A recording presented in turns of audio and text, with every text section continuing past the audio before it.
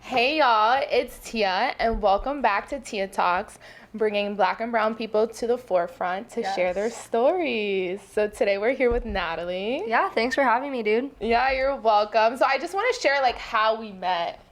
Yeah, dude, Jasmine. Yes. Through Wilder. Yes, Miss Wilder. So we met at your studio. So your studio is located in Bushwick, right? It's in Williamsburg. Oh, okay. Proper. Williamsburg, yes. I had a studio in Bushwick, but fuck those people. So we're in Williamsburg now. Okay. Yeah. And how's it going so far? It's going good. Yeah. I like it there. Okay. Cool. So she is a sound engineer, producer, singer, songwriter. She does it all. I do, yes. So what are you currently working on right now? Yeah, I'm working on a bunch of singles right now. I'm actually kind of rebranding. So I used to make a lot of R&B hip hop crossover, and I'm really trying to get more into something pop centric. Okay. And I'm also working on developing Jasmine. Yeah. Wilder Waters. Did we decide if it's Wilder or if it's officially Wilder. Yes! I don't know if she knows that, but I'm making it that just because Wilder Waters is not hitting. Okay. And also just I feel like she's just wild. It's Wilder. Yeah, it just okay. makes sense. So. Wow. Okay. So how was that process of just focusing on one artist? Yeah, I'm hoping, she's just super talented. She's a great singer. When I started, I couldn't sing very well, and I was just songwriting a lot and producing. I started as a producer, so I was always working with artists initially before I started doing stuff for myself.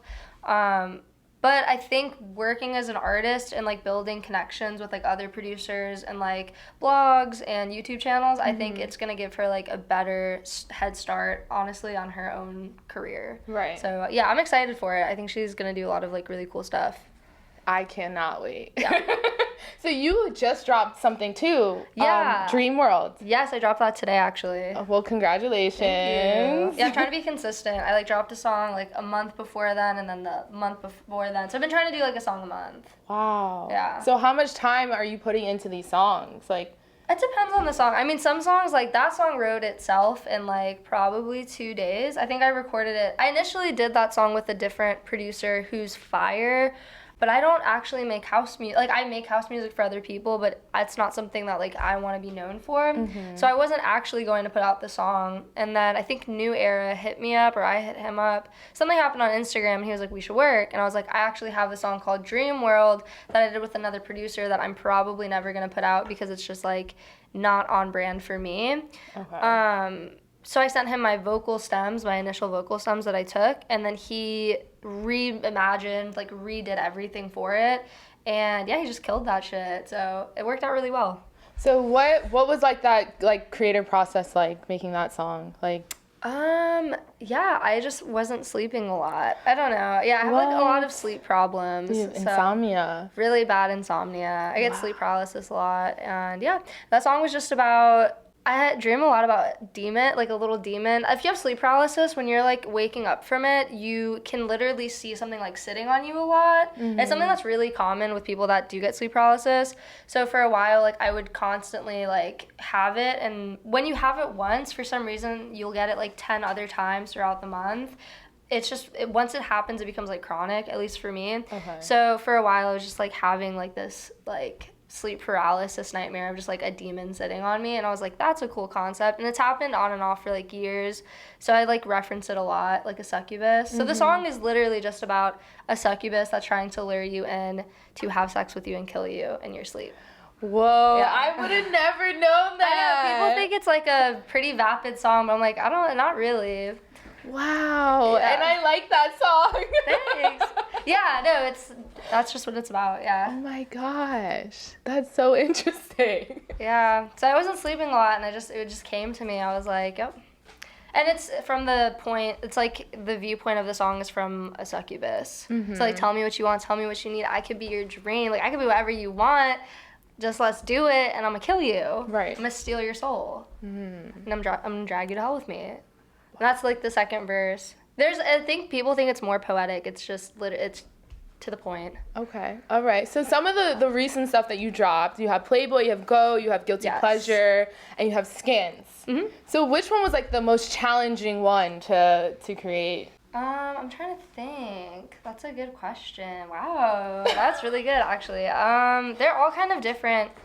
I think Playboy was easier to make. I would say Skins was the hardest to make, just because all the other songs I actually, like, my manager would, like, throw me, like, a line, so, like, he has a credit on that. And then Playboy, that was, like, co-produced by Alex Agresti from a band called Bay Faction.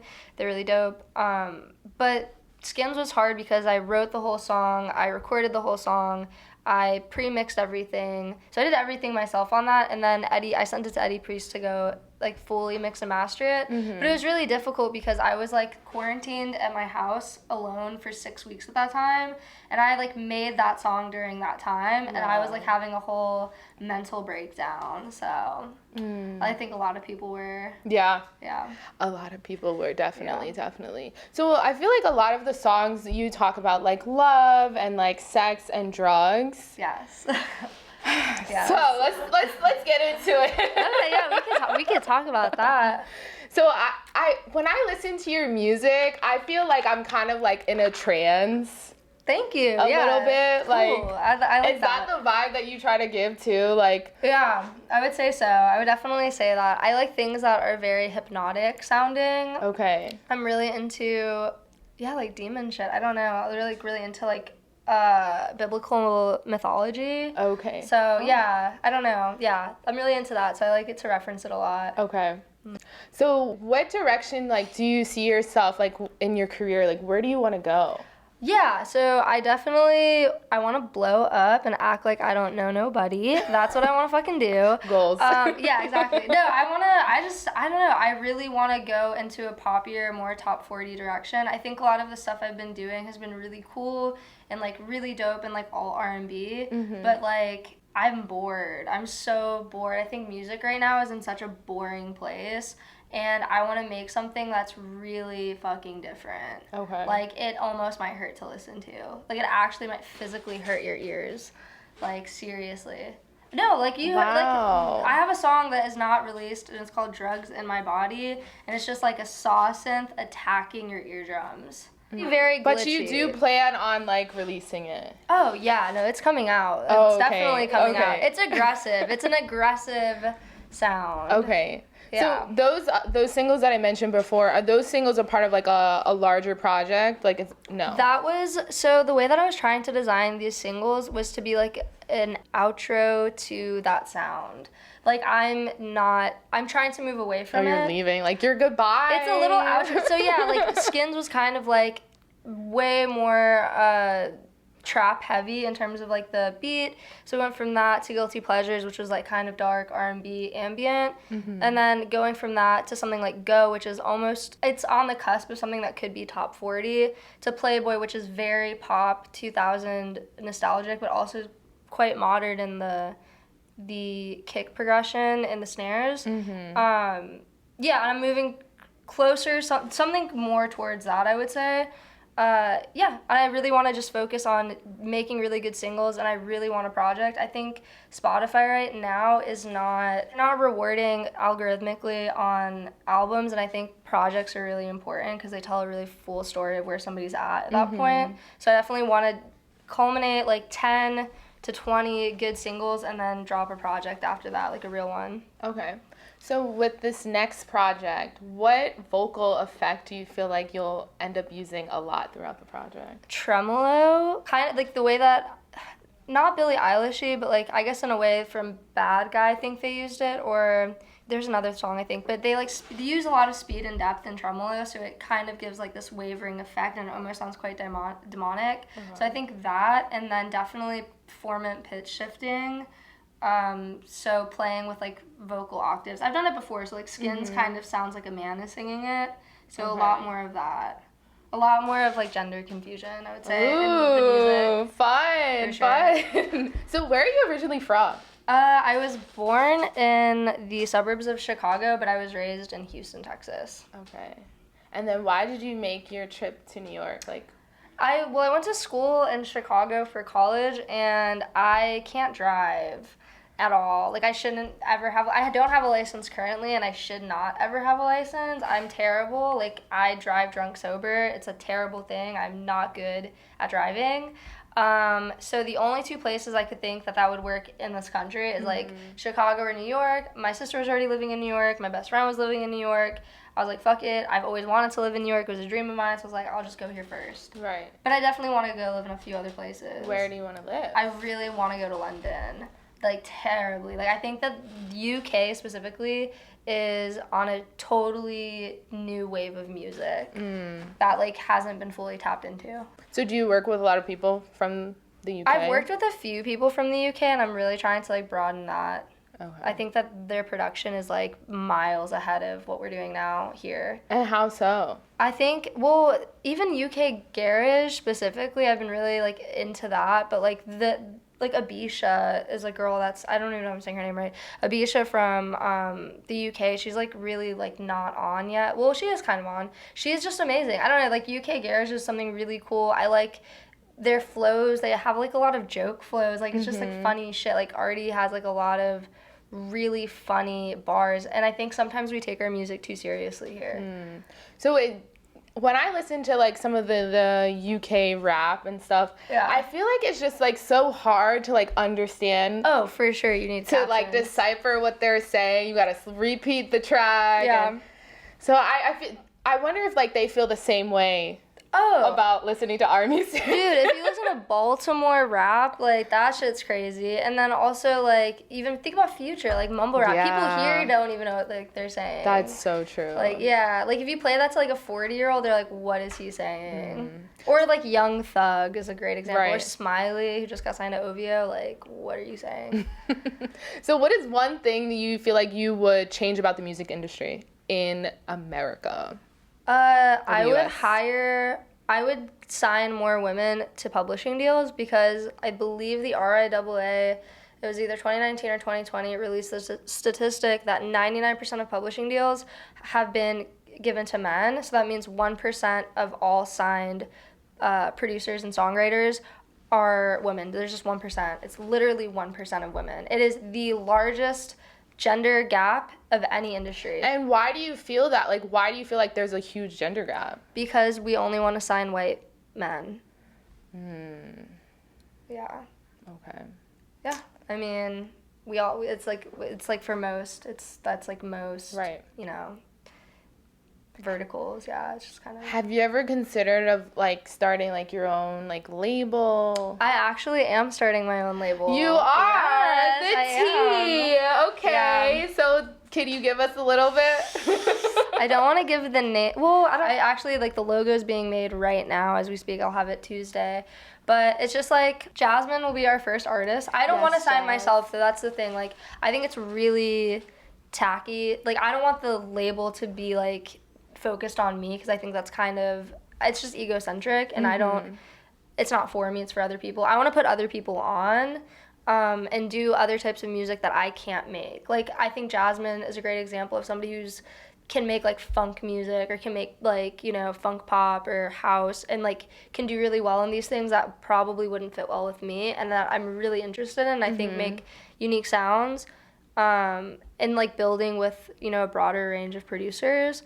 So, yeah, I definitely want to focus on other people. But, no, yeah, it's going to be, like, very defiant music, and it's mostly going to be POC and, like, very... I just want to give a voice to people that don't, like, have one, honestly. It's, like, really important to me. When I was starting off making music, no one gave me an opportunity initially, like, when I first started a few years back, and that was, like, pretty hard. Like, why do you feel like they didn't give you opportunity? It was, like, a lot of rappers and shit. I would, like, I was living in Chicago, and I was trying to work with, like, people just starting off. I would send beats and stuff. No one wanted to use them. As a woman, specifically, too, it's, like, you're not really... Like, anything you do is not good enough until recently. I think Wonder Girl, too, should have, like, dispelled that for everybody, but I think there's still a lot of stigma with it. So, like, I would be invited to studio sessions, and it would just be, like, dudes trying to fuck. So, yeah. Oh. Yeah. So, like, they would be like, oh, yeah, like, come through, like, let's work. It'd be like a 2 a.m. session. And then you show up, and it's just, like, one dude in a chair, like, cool, so what are we doing?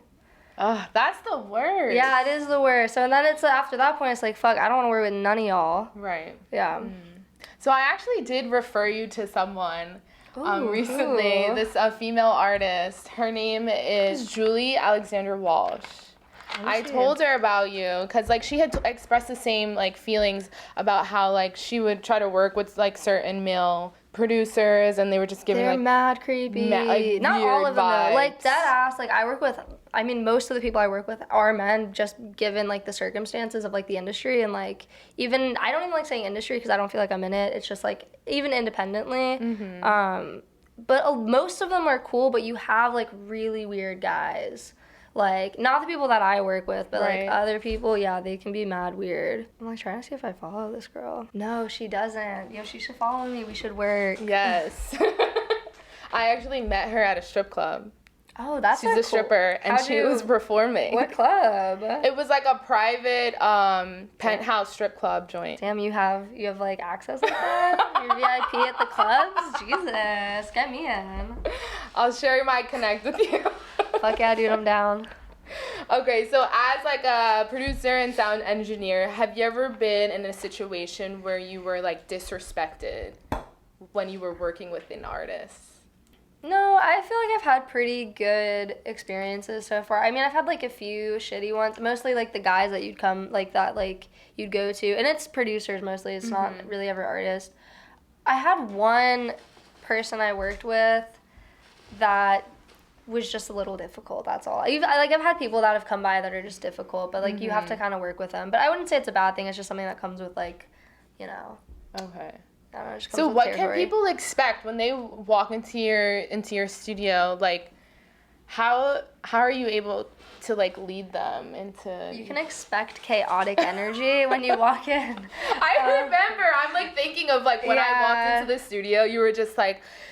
You had a lot of like moving pieces, like the screen, different things on the screen. You're like, oh, let's see what this sounds like and put it here. I'm chaotic with it. I don't know. I move really fast. That's one thing that like I do get told a lot is I do move like almost sometimes too fast, where it's like hard to keep up with like what is happening, and I'll throw like a lot of ideas out. Okay. Yeah, just because like I will be hit by 20 ideas at once, and I'm like, using my software as a journal, so I'm trying to write as many ideas down as possible, and then I kind of go through those and like flesh out which ones work. Oh, okay. Yeah. So, what software do you use? I use Ableton Live. Ableton Live. And recently, I have watched one of your lives, right? Oh, hell yeah. Okay. And you were talking about how a lot of like the different softwares are becoming like a subscription. Oh yeah, dude, don't even get me started on the subscriptions.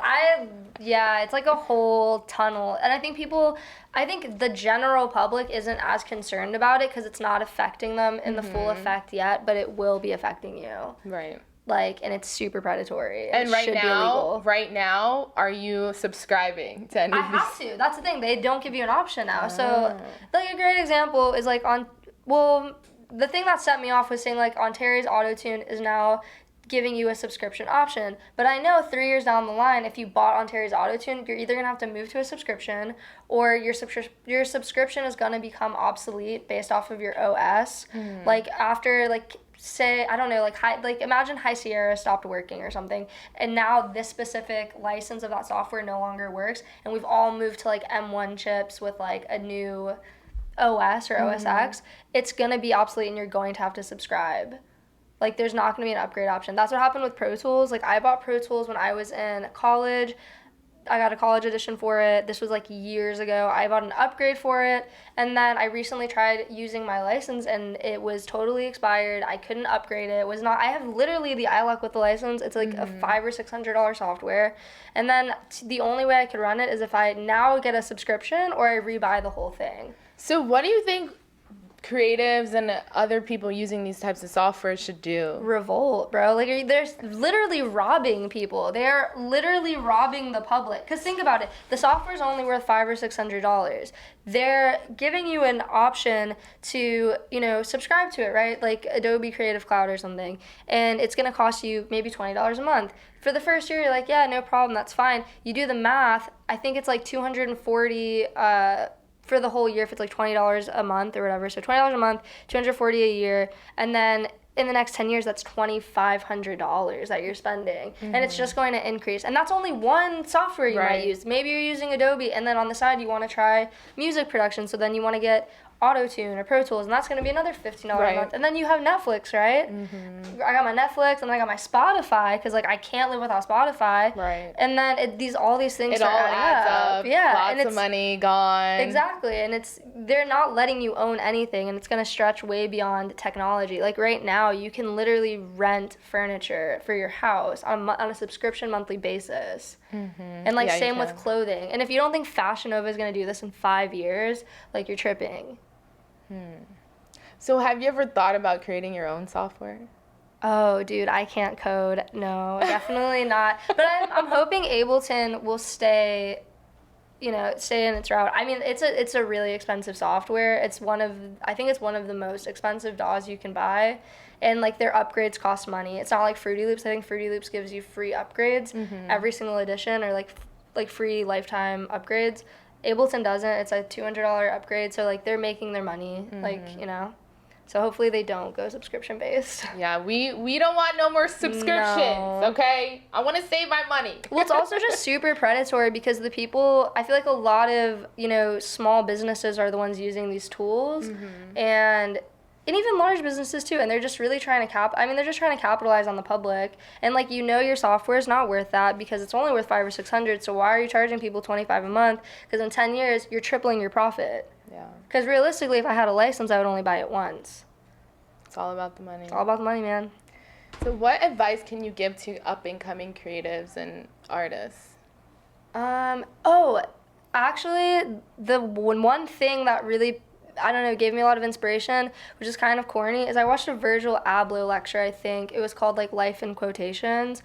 And he talked about this thing called the domino effect. Okay. So my biggest advice, and this, like, really changed my mindset and actually made me start dropping my own music, is if you just start, it's like everything's a domino. So if you just put a song out, nothing's ever going to line up for you. Your branding's never going to be perfect. You're never going to feel ready. If you just start doing it, and it's going to create a domino effect. So say I drop one song, whatever, it doesn't work out, I drop another song, I drop a third song, I do a fourth song, a fifth song. Maybe not on the 15th song, but maybe on the 30th, that shit is going to hit. At some point, it's going to hit, it's going to create a domino effect, right? So then everything else in your back catalog will then start getting streams because they like this one song. And it's not even just applicable to music. It could be, like, a clothing brand. Like, it could be anything. It can literally be like your podcast. Like, you might do 100 podcasts, and you may feel like the 50th one, it's like, damn, like, I don't know if this is going right. But the 70th one, maybe you upgraded your equipment, and now you're like, you have, even better questions or better guests or whatever, and that 80th one hits. So it's going to create an effect. Exactly, the domino effect. So I would definitely suggest people look into the domino effect and just start doing. Literally just start doing.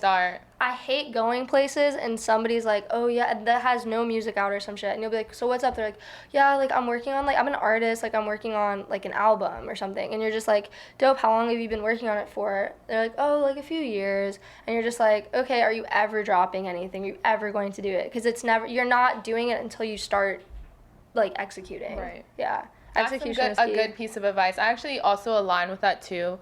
Even with just, like, the show and, like, setting goals in general. Yeah, dude, goal setting is key. Yeah, but, like, a lot of people get stuck because they believe that it has to be the perfect time. I need the perfect equipment. Everything needs to be perfect. Nothing's going to be perfect. Right. I need a large sum of money in order to start. But no, it's just like you got to just do it. Oh, dude, I thought the same thing. I used to think that I needed to be in a recording studio. Before I had my studio, I made all these songs out of my bedroom with a $200 microphone.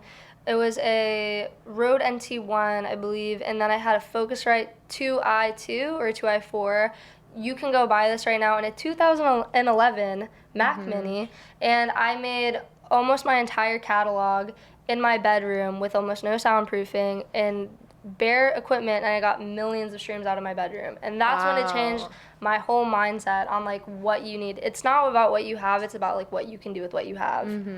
So make it work, y'all. Make it work. Yeah, I don't know, just start doing. Like, if that's the one thing I could, like, leave off with anybody, is just when you go somewhere and somebody asks what you're doing, you're going to say, and the way I hold myself accountable is I will tweet out dates even if I don't know my song's going to be done by them, I'll say like, oh yeah, like I have a song dropping on the 23rd. I don't actually have a song dropping on the 23rd, but I've now set that, and I have people keeping me accountable to this date. So now it is coming out on the 23rd. Oh, yeah, like, that's you know a good one. I like that. Yeah, like if you Keeping just tell people, oh yeah, like when people are like, oh, are you working on anything? You're like, yeah, I'm working on my podcast. Cool, like when's the next one coming up? You're like, on the 12th. You don't actually know, like I don't have it together, but now that I put that out there. Action. Oh yeah, because now like there's accountability. Right. Yeah. Okay. So I want to take you on this trip with me real quick. Okay, cool. So I want you to close your eyes, right? You're like in a well-lit garden, and all of a sudden, like you're just sitting there and you're at Tia's manifestation pond. Ooh, love that. So you're just thinking about what you want the next 10 years of your life to be like. Okay. And then you open your eyes and just share with me what you want your life to be like. Oh, I want to be the #1 recording artist in the country. I want to be a legend. I don't want mediocrity, and I want to live on a commune in LA with a lot of rescued senior dogs. Wow, yeah, I love that. That is literally my goal. That's a vision there. Yeah. Okay, but I'm gonna hold you accountable. Dude, hold me accountable. I don't know if it's gonna work either, because like art is subjective, and I think you know, Gigi Allen, who is like a big punk artist who used to like literally shit on stages and throw it at his audience. He is now considered a legend. Is that great art? I'm not sure, but like, fuck, do I want to be one? Right. Okay, so if there's one song out of your catalog that you want me to play, which song? I don't know. Play whatever one you want. I don't know. They all hit. They all hit. They all hit. You could do the new one. You could do Dreamworld. The Dreamworld? Okay, let me see. I'm gonna pull it up. Okay, guys. So this is Dreamworld with Newera and Natalie. Yes. Tell me what you want. Tell me what you need. Baby, oh, I could be your dream. Ooh, can you see me in your sleep? Can you tell me if it's deep in your dream world? Am I your dream girl? In your dream world? Am I your dream girl?